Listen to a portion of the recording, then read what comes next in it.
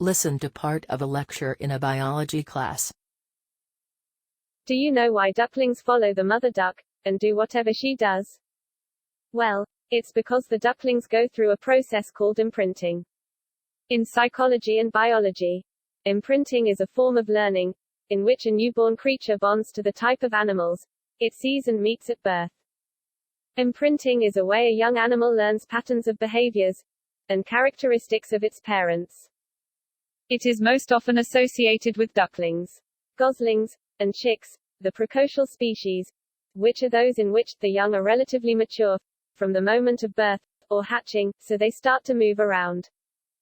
These precocial species are mainly found in nidifugous birds, meaning that the young birds leave the nest shortly after birth or hatching.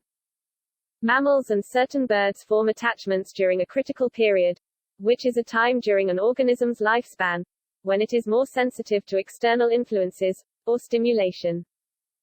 This critical period plays an extremely important role in imprinting, and Konrad Lorenz, an Austrian zoologist, famously proved this theory of imprinting, which occurs in critical periods.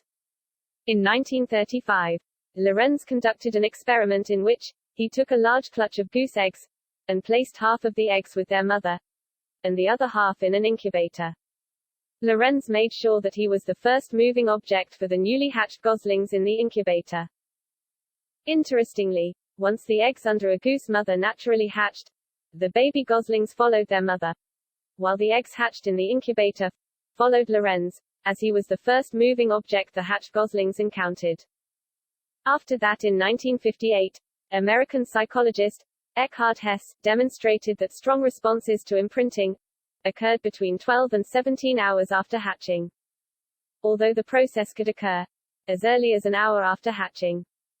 Lorenz and Hess viewed imprinting as an irreversible process, and a gosling cannot imprint on anything else after it has imprinted on the first suitable moving stimulus it saw within the critical period.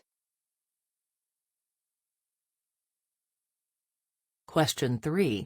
What can be implied about imprinting from the lecture?